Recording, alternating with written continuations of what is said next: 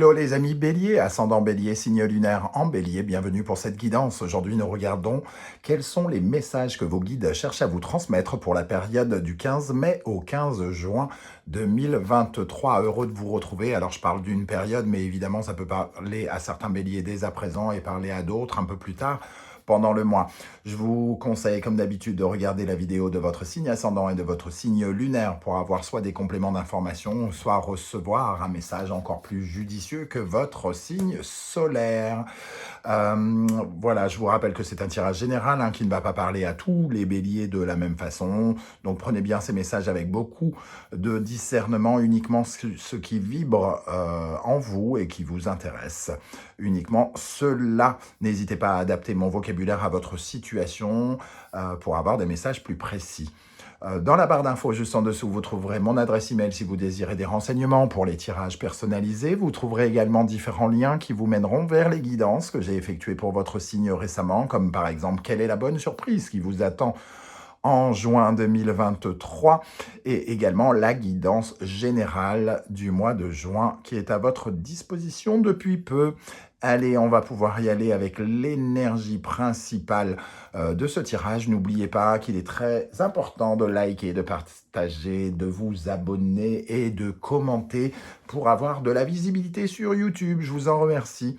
L'énergie principale qui vous accompagne, nous avons ici le mat et l'empereur inversé. Alors le message des guides ici nous parle déjà de ce mat qui est nonchalant, qui est finalement un aventurier dans l'âme. Il se prépare à aller vers de nouvelles aventures. Et le message nous parle de ne pas être peut-être trop dans le réalisme ici, avec cet empereur inversé, peut-être pas trop matérialiste aussi, et savoir se détacher de certaines choses extrêmement matérielles, voire financières, vous lancer dans de nouvelles aventures qui peut-être n'ont pas, comment dire, matériellement ne sont pas totalement encore concrètes, ne créent pas une certaine forme de stabilité. On vous invite ici peut-être à vous orienter vers de nouvelles aventures qui sont encore à déterminer ou qui ne sont pas encore clairement définies par des contrats, par des sommes d'argent ou quelque chose comme ça, et peut-être vous intéresser davantage à l'aspect du lâcher-prise. L'empereur inversé peut nous parler d'une certaine forme d'acharnement ou d'entêtement, de ne pas avoir envie de comprendre quelque chose qui vous libère ici. Vous avez besoin probablement ici d'aller vers de nouvelles aventures et on vous invite à essayer de ne pas bloquer les choses avec des préoccupations financières, de vous demander si telle chose va rapporter tant d'argent, ou de ne pas vous acharner à aller toujours à vouloir absolument tout gérer et tout contrôler. L'empereur, c'est celui qui prend les décisions, qui gère tout. Ici, il faut savoir lâcher prise et peut-être être emporté par un mouvement. Ça peut nous parler, avec le mat et l'empereur, de collaboration, avec des personnes, parce que ça crée une certaine forme d'instabilité. On ne sait pas si on va pouvoir être le maître du jeu, entre guillemets, dans une relation.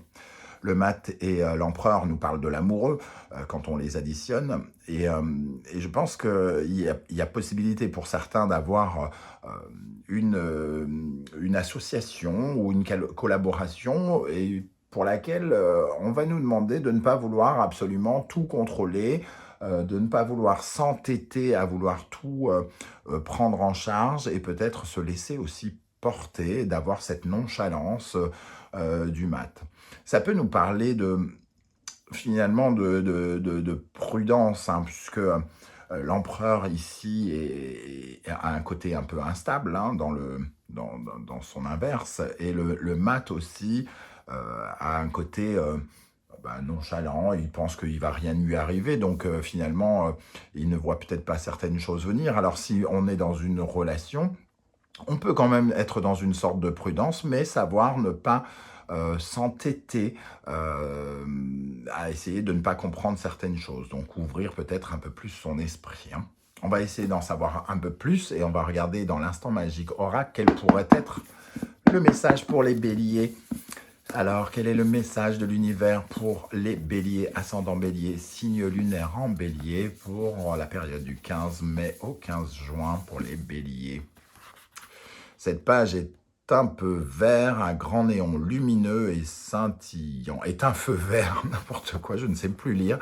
Cette page est un feu vert, un grand néon lumineux et scintillant. On nous dit qu'il faut y aller, en tout cas. Le mat, ici, et cette page nous disent clairement qu'il faut partir à l'aventure. Il faut commencer quelque chose. Il faut mettre les pieds, entre guillemets, dans le plat, même si c'est pas encore structuré, même si c'est pas encore clairement défini, si c'est pas concret.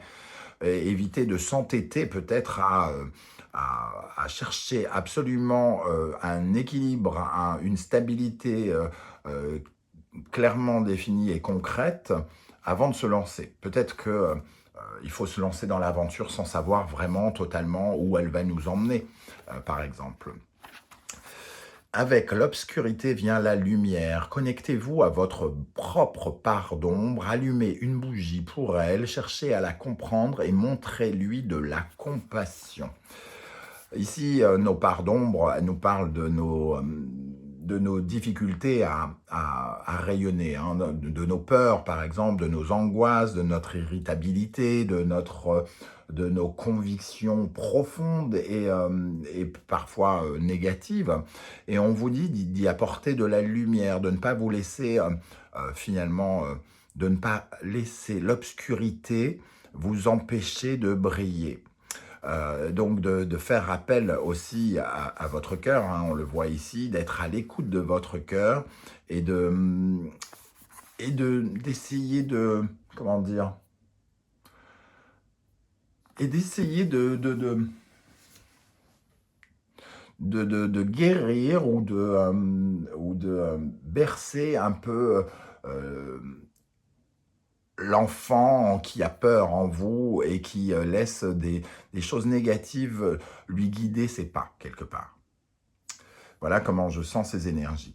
Alors, quel message avec le mat et l'empereur inversé? Ici, avec le 77 d'Alias Kay, nous avons le renard, l'alliance, la bague et la signature.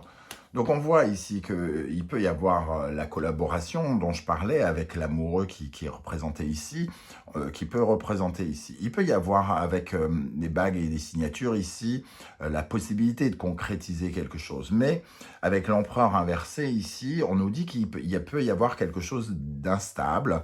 Et on nous dit aussi avec ce renard qu'il faut peut-être faire preuve de stratégie ou d'intelligence, par rapport à quelque chose qui nous relie à quelqu'un, peut-être par le biais de contrats ici. Donc soit il faut être prudent sur les petites lignes, soit il faut être stratégique, c'est-à-dire ne pas s'entêter, ici, hein, pour libérer quelque chose, ne pas s'entêter à vouloir absolument chercher finalement la guéguerre, parce que avec l'énergie de l'amoureux au centre, on peut aussi provoquer des disputes. Il peut y avoir aussi cette énergie-là. Donc il faut être particulièrement prudent, stratégique dans ce qui va se passer par rapport à la finalisation d'un contrat, la négociation juridique de quelque chose. Ici, ça peut nous parler justement d'une négociation, de quelque chose qu'il faut habilement faire. Parce que ici, l'empereur, c'est faire hein, quelque chose, quelque part. Donc ici, on vous dit d'être habile particulièrement, de ne pas vous entêter dans un chemin dans lequel vous auriez tendance à aller et de lâcher prise d'une certaine manière, pour ne peut-être pas aller jusqu'au conflit, par exemple. Hein. Ça nous parle finalement aussi de prendre conscience qu'on n'est pas toujours chef et qu'on est qu'on doit parfois lâcher prise sur certaines choses. Alors vous voyez comment ça vous parle, hein. Il faut savoir faire le bon dosage entre la fermeture de l'empereur ici qui se prend pour le chef et qui décide tyranniquement quelque chose, et le mât qui, lui, est totalement inconscient et qui peut représenter le mec qui s'en fiche, quoi, entre guillemets. Hein. Donc, il faut trouver un compromis entre les deux pour savoir exactement ce que vous voulez et ce que vous pouvez obtenir dans une situation. Alors, avec le Poésis, nous avons l'énergie de la joie, ici, très jolie carte. L'utérus et œuvrer.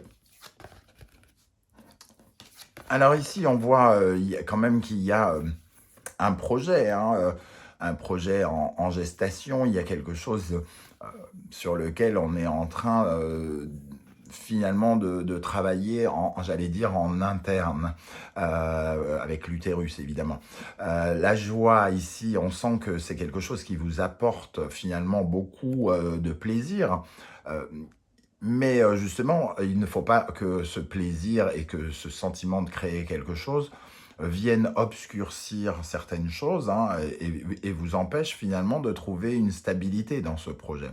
Œuvrer, c'est l'empereur. Et l'utérus, c'est la possibilité en vous de créer votre monde, d'être dans une certaine forme de gestation fertile, dans une certaine forme de fertilité. Donc on nous dit quand même qu'il y a probablement une jolie occasion ici d'emmener un projet quelque part, mais qu'il faut faire attention à ce côté soit absolument tyrannique de l'empereur, de son acharnement, ou peut-être de son manque comment dire, d'imagination aussi, puisqu'il est extrêmement réaliste et concret, cet empereur, habituellement. Et ici, il a besoin peut-être d'imaginer quelque chose. L'utérus a besoin d'imaginer comment il va œuvrer, comment il va fonctionner, comment il va avancer dans l'avenir, à l'avenir. Ok, qu'est-ce qui va vous aider ici? Quelles sont les énergies qui vous aident, qui vous protègent? Sur quoi vous pouvez vous appuyer, les amis béliers? Approchez du gouffre. Alors, cette carte, elle nous parle justement un petit peu de cette énergie du mât, parce que finalement, on s'approche du gouffre pour pouvoir sauter, parce qu'il y a quelque chose qui nous attend en bas, et il y a une folle aventure qui nous attend avec cette énergie. Hein. Elle nous demande de faire acte de foi, d'avoir confiance, de surmonter nos peurs et de surmonter l'incertitude de l'empereur, le côté, il n'y a rien de sûr, on ne sait pas comment ça va se faire, on ne sait pas comment ça va se concrétiser, mais ici, la peur ne vous mènera pas au bon endroit, clairement. Et on voit qu'approcher du gouffre, c'est vraiment... Allez-y, commencez à vous présenter au bord du plongeoir, entre guillemets, et arrêtez de vous demander s'il y aura du béton en bas, s'il y aura un trampoline ou s'il y aura de l'herbe, de la mousse ou s'il y aura des pics pour vous réceptionner. Il faut d'abord plonger pour savoir ce qui se cache en bas, quelle est votre destination et quel est finalement le bonheur qui potentiellement peut arriver. Ou autre chose, évidemment. Mais ici, on vous dit, faites acte de foi, ayez confiance, approchez du gouffre et acceptez d'aller vers le changement, d'aller vers de nouvelles aventures ici. Hein. Avec ça, approcher du gouffre, nous avons le 10 de bâton. C'est le moment de vous délester de quelque chose. Vous arrivez au fond d'un parcours, il va falloir déposer pas mal de tout ce travail, de tous ces projets que vous avez portés, de toutes ces ambitions que vous portez sur votre dos.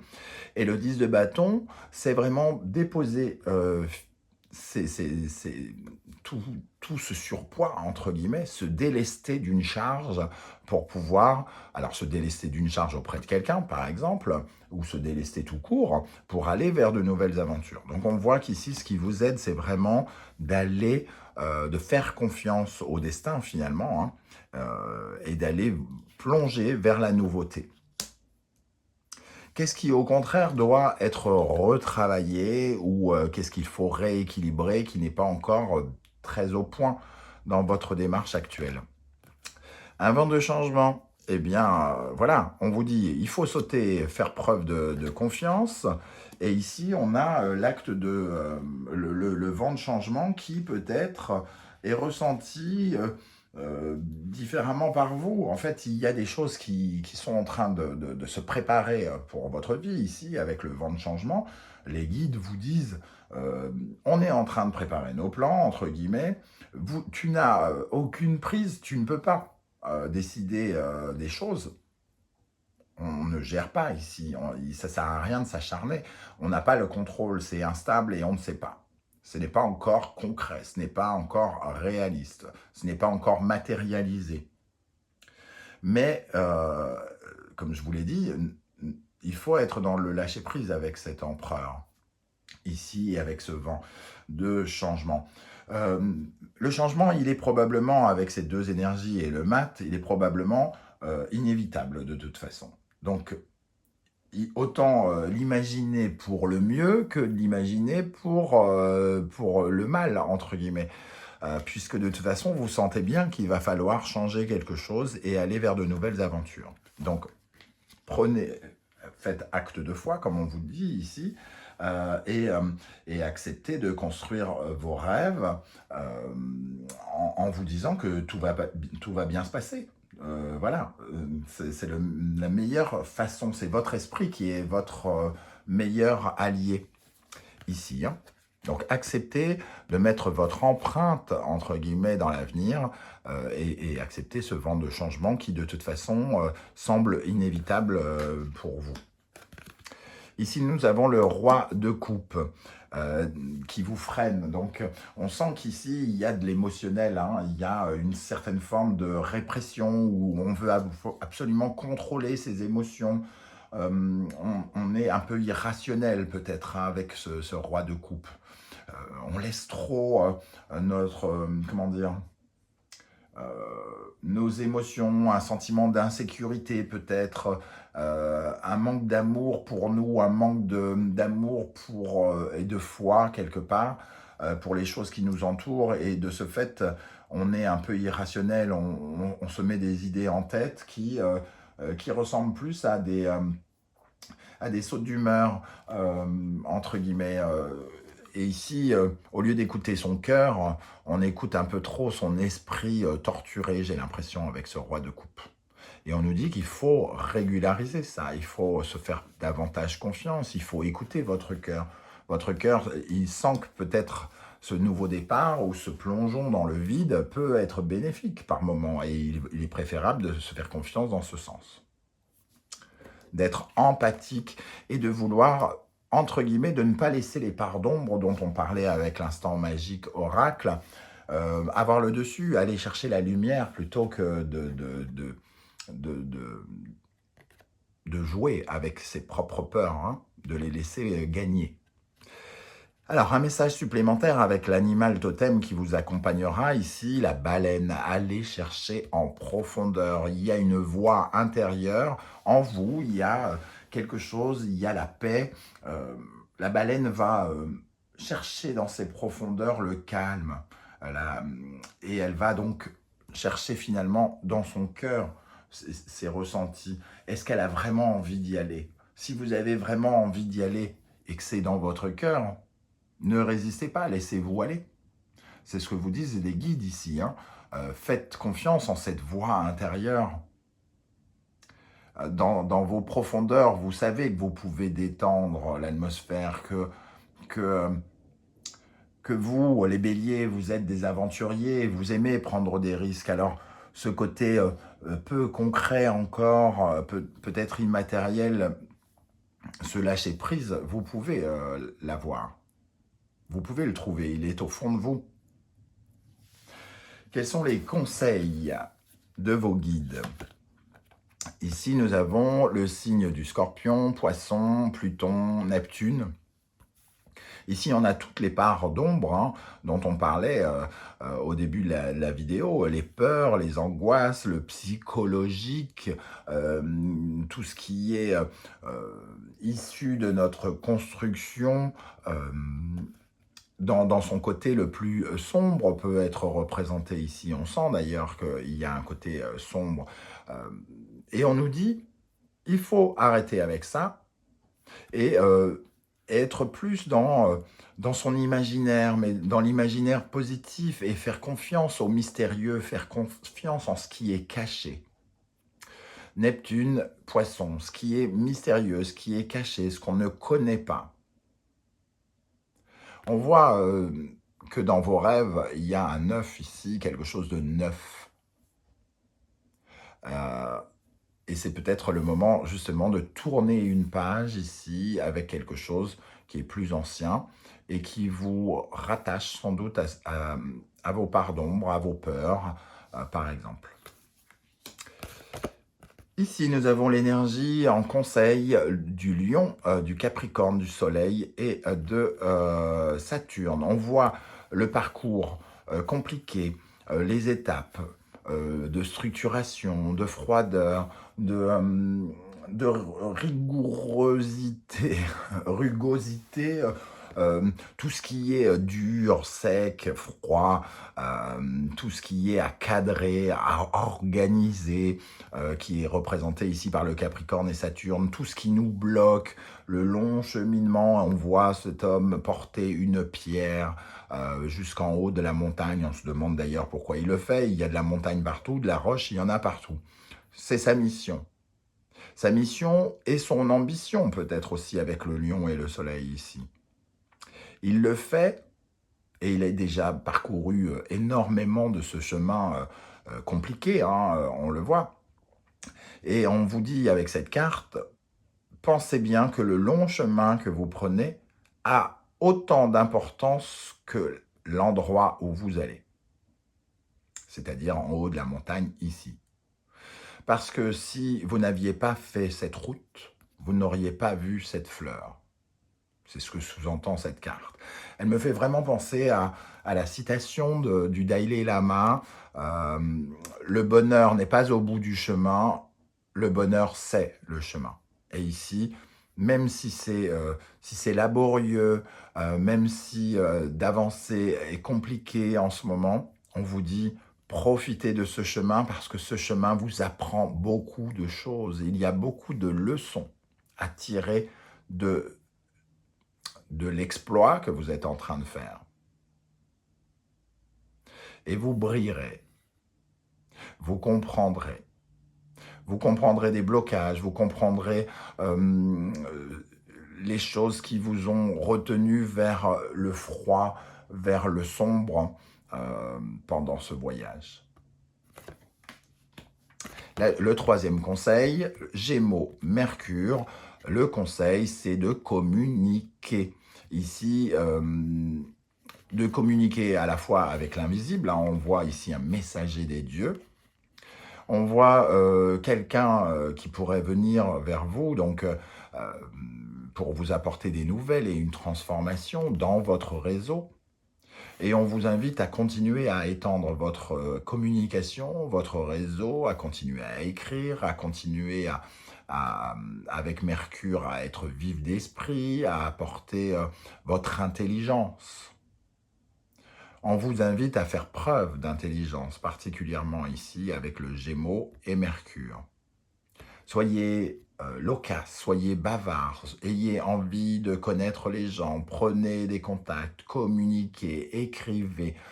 Voilà ce que nous dit ce Gémeaux en Mercure.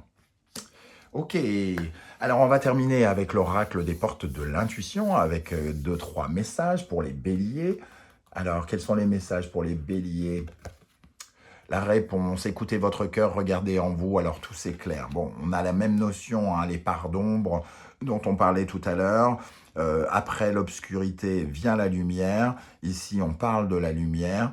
Arrêtez de vous focaliser sur ce qui ne fonctionne pas, sur ce qui vous angoisse, sur ce qui est éteint, entre guillemets, pour vous intéresser à, à ce qui à votre cœur, à ce que vous avez envie d'obtenir, à la promesse que vous vous faites à vous-même et à cette énergie de ressenti que les guides vous offrent par le biais de signes ou de choses comme ça.